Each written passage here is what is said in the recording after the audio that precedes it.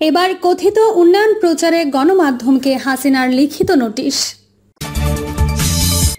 এবং সর্বশেষ জানাবো বিদ্যুৎ নিয়ে সরকারের পরিকল্পনা, $5 বিলিয়ন কষ্টসাধ্য 20 বিলিয়নের সংস্থান হবে কি?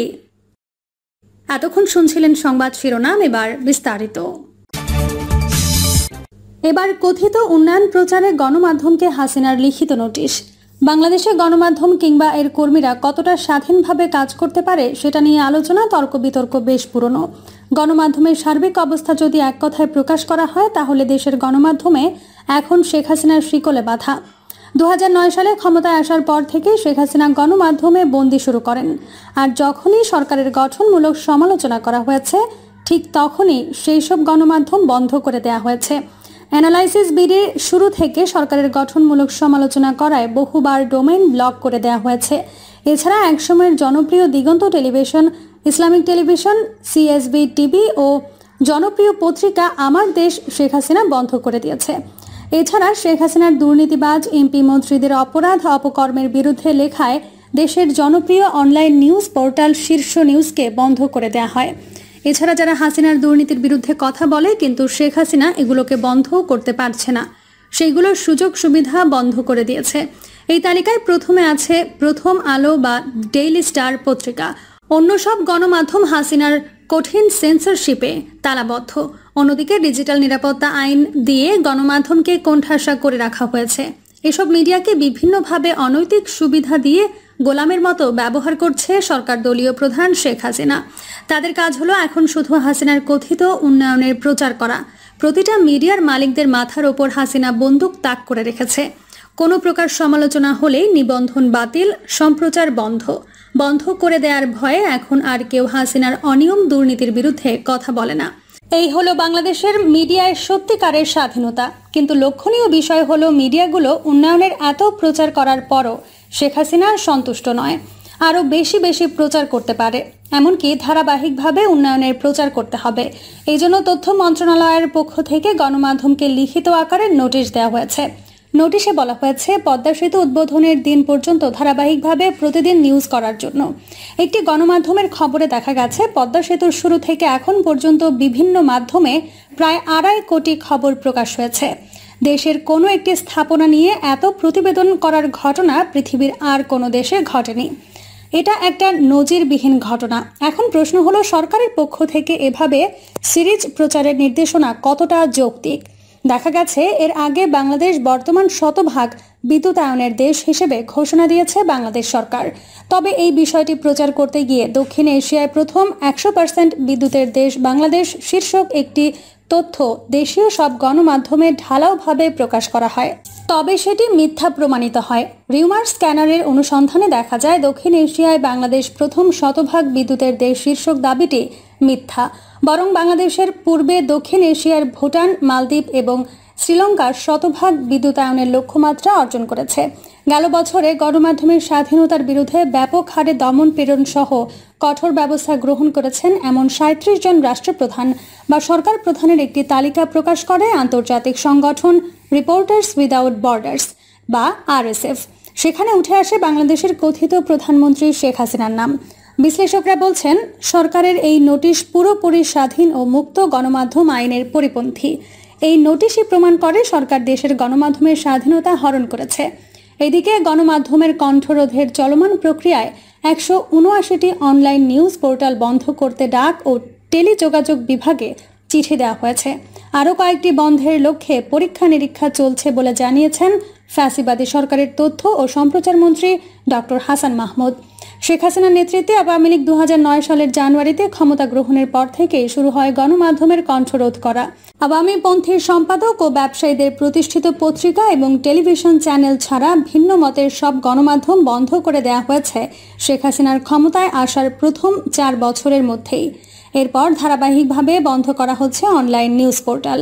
এমনকি ফেসবুকে কেউ সরকারের অগণতান্ত্রিক কর্মকাণ্ড ও মানবাধিকার লঙ্ঘনের বিরুদ্ধে কথা বললে ডিজিটাল নিরাপত্তা আইনে মামলা করা হচ্ছে। বিদ্যুৎ নিয়ে সরকারের পরিকল্পনা, $5 বিলিয়ন কষ্টসাধ্য 20 বিলিয়নের সংস্থান হবে কি? দেশে বিদ্যুৎ উৎপাদনে প্রাথমিক জ্বালানি হিসেবে ব্যবহৃত হচ্ছে প্রাকৃতিক গ্যাস, কয়লা ও জ্বালানি তেল, ফার্নেস অয়েল। এসব জ্বালানির বেশিরভাগই আমদানি নির্ভর।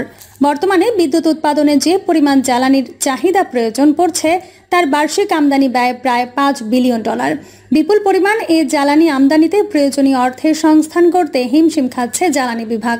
আগামী 2027 সাল নাগাদ নির্মাণাধীন বিদ্যুৎ কেন্দ্রগুলো উৎপাদনে এলে বিদ্যমান জ্বালানির বাজার দর বিবেচনায় বছরে প্রায় $20 বিলিয়ন বেশি দরকার হবে। জ্বালানি সংশ্লিষ্টরা বলছেন, দেশের বিদ্যমান বিদ্যুৎ কেন্দ্র পরিচালনায় প্রয়োজনীয় ডলারের যোগান দিতে হিমশিম খেতে হচ্ছে বিদ্যুৎ ও জ্বালানি বিভাগকে।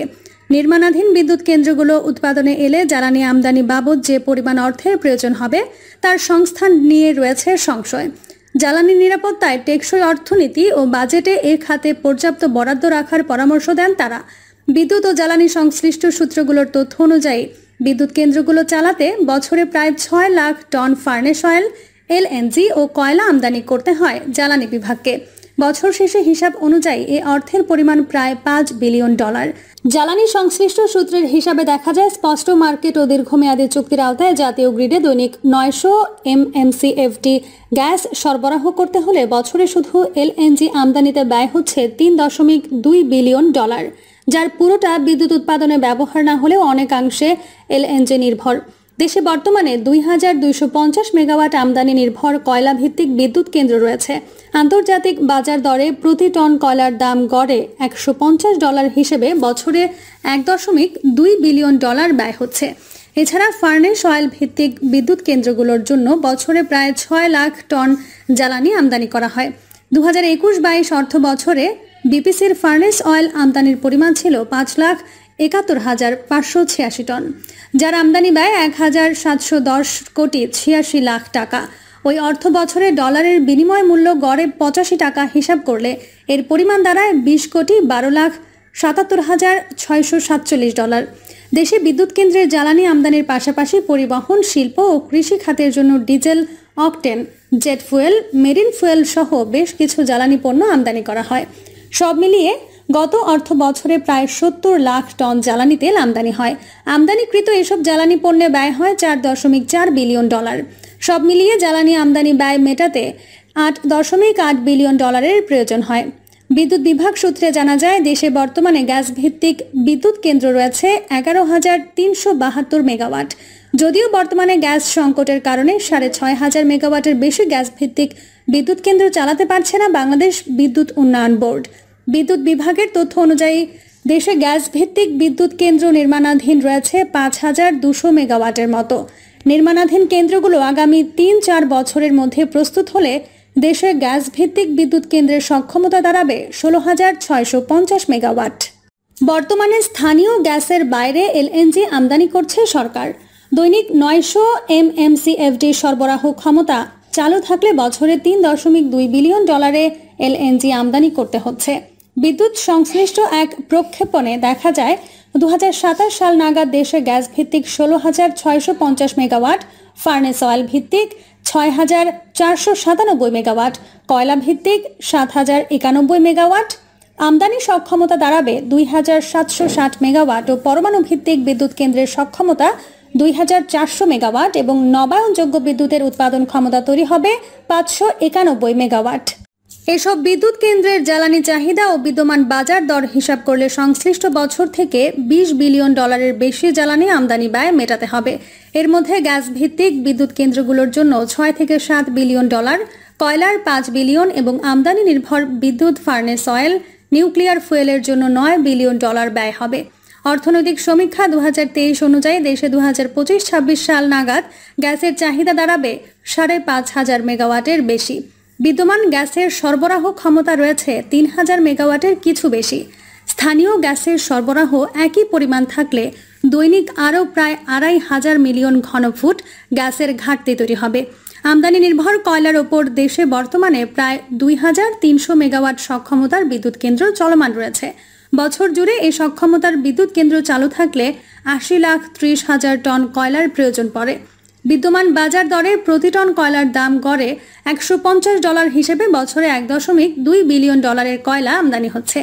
আগামী 2027 সাল নাগাদ দেশের বিদ্যমান কয়লা ভিত্তিক বিদ্যুৎ কেন্দ্রগুলো চালু হলে দেশে কয়লা ভিত্তিক বিদ্যুৎ কেন্দ্রের সক্ষমতা দাঁড়াবে 7,000 মেগাওয়াটের কিছু বেশি।